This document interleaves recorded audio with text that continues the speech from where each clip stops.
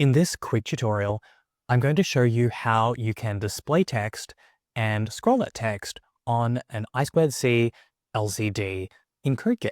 We're going to be using simple block-based coding. You don't have to have any coding experience to get started.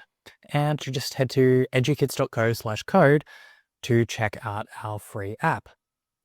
So let's get started with the wiring. It's pretty simple. All you need are 4 wires. You will connect the ground to ground on Arduino, same with the 5 volts. And then if you're using Arduino Uno, you can connect the display's SCL to analog 4 on Arduino and its SDA connection to analog 5 on the Arduino. And once you've done that, that's all you need to do. We can jump into the coding. So in CodeKit, we have all of our block categories in the sidebar, and today we're going to be adding a display. If I click on the displays category, we can select our liquid crystal display, which we're wanting to use. Setup is really simple. We can just drag this setup block over here into the start block.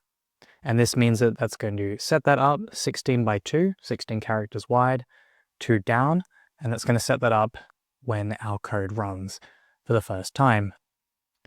Okay, so then under displays, we can add the text we'd like to print.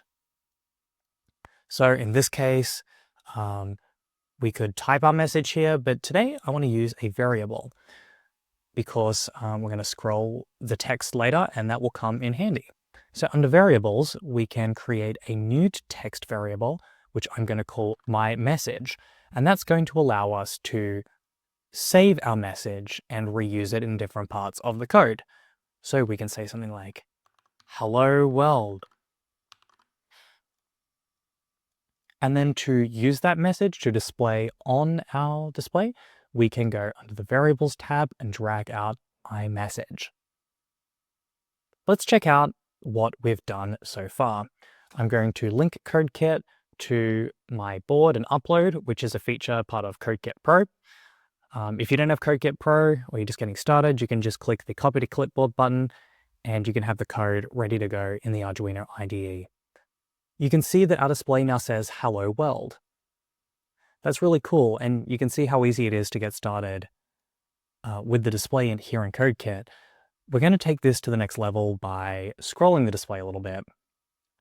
So instead of just setting the message over here on the start, we're going to need to set the message, scroll it across the screen, and then reset it all. So let's move some of that over here to the forever block, which will execute the blocks in it over and over and over again. So under this LCD print my message, I'm going to add a small little delay. You can find that block under control. And let's make this about half a second. So that's 500 milliseconds. And then we're going to use this scroll display left block that you can find at the bottom of the displays category. And what this is going to do is move the message over by a single character. I'll add another delay block, and then the last thing I'm going to do is clear the display at the start so that we have a fresh, clear slate every time we display our message. Now this isn't going to scroll all the way across the screen, but it is going to show you what happens when we call that scroll block. So you can see what's happening is we're clearing the display, showing our "Hello World" message, and then we shift it over by the right, wait a little bit, and then we do it all over again. So what we'd like to do is scroll the message continuously across the display. And this kind of thing is what we'd use a loop for. So we can go under the loop block and use this repeat block and drag this down up here. Now, the repeat block allows us to repeat the code in it a certain number of times. So I can grab this LCD scroll display block and we can place it in there. And that's going to repeat this scrolling effect 10 times. Now, we actually, to scroll the message off the screen, only need to scroll it for the number of characters that we have in our message. Now, we could count this out by hand, and we could count how many letters are in "Hello World," and that would include the space, the comma, and the exclamation mark, because those take up one character on the display. But because we've saved this to a variable, we can actually use a special function to simplify that and just count how many characters there are there. So we can use this length of block under text, drag this under the repeat block, and then duplicate this my message block so we can reference that. So now you can see where we set up our message, we set up the display, we clear it, we print the message, and then for each character in that message, we scroll the display left until it goes off screen. Now let's upload the code and see how that looks.